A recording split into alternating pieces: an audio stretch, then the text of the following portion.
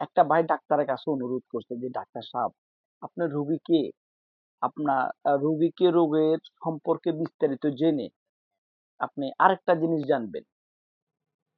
রোগী কি কর্ম করে? রোগীর পেশা কি? রোগী কোন পরিবারের? মধ্যবিত্ত পরিবারের, নিম্ন পরিবার না উচ্চ পরিবারের? রোগীর অবস্থাটা কি?" আসলে কথাটা খুবই যৌক্তিক।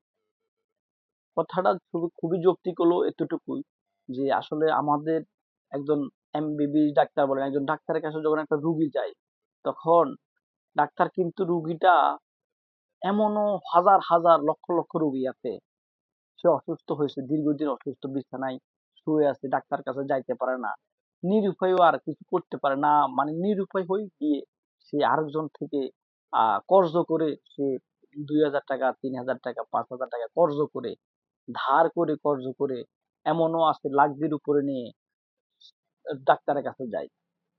প্রিয় বন্ধুরা, আসলে আমি ওই সমস্ত রোগীদের জন্য ডাক্তারের কাছে উদাত্ত আহ্বান জানাচ্ছি, অন্তত পক্ষে রোগীদের অবস্থান একটু জানা নেবেন।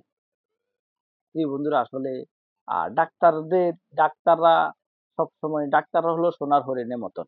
আল্লাহ পাক যখন তারা ডাক্তারি অর্জন করে আসে, লেখাপড়া করে আসে, তখন তারা হলো সোনার হরিণের মতন।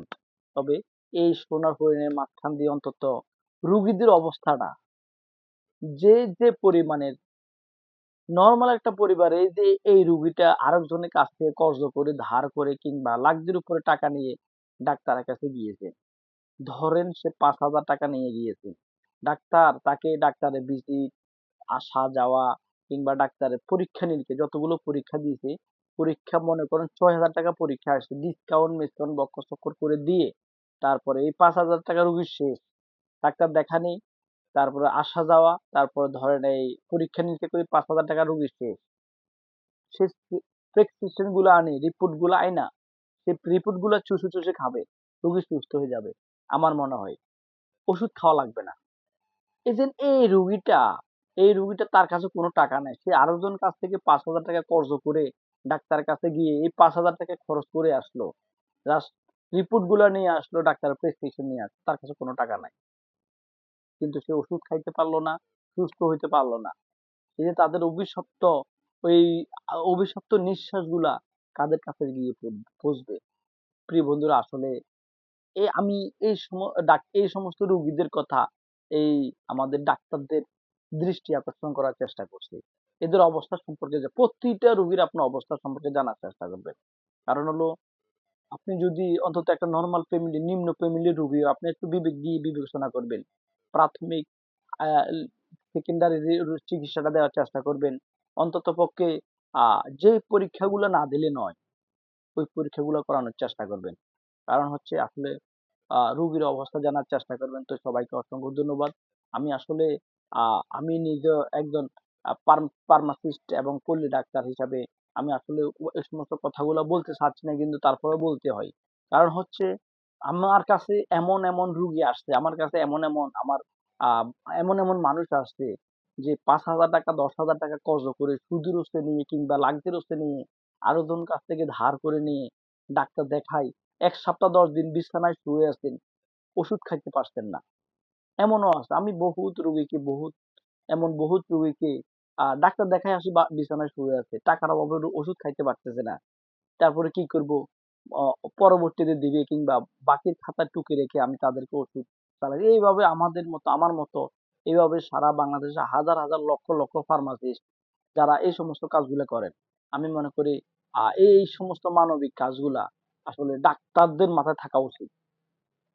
একজন ডাক্তার এই সমস্ত, এই মানবিক কাজ চিন্তা করে, এই সমস্ত মানবিক চিন্তা করে রোগীদের চিকিৎসা দেওয়া উচিত, পরীক্ষা নিরীক্ষা করে দেওয়া উচিত, যদি প্রয়োজনীয় যে পরীক্ষাটা না দিলে নয়, ওই পরীক্ষাটা দেওয়া উচিত।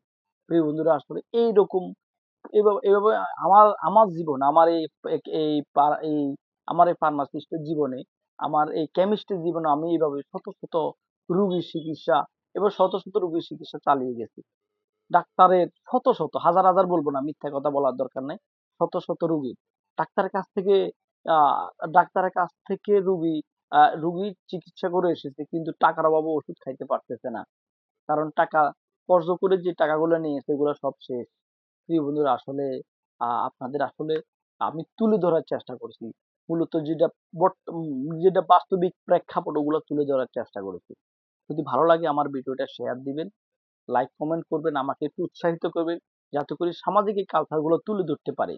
এবং ভালো লাগলে আপনাদের শুভাকাঙ্ক্ষী ভালোবাসার মানুষ তাদের কাছে পৌঁছিয়ে দিবেন যাতে করে আমার এই ভিডিওটা অন্তত একজন ডাক্তারের কাছে গিয়ে হিট করে, একজন ডাক্তার যাতে করে দেখে সে তার যাতে করে বিবেকটা খুলে যায়।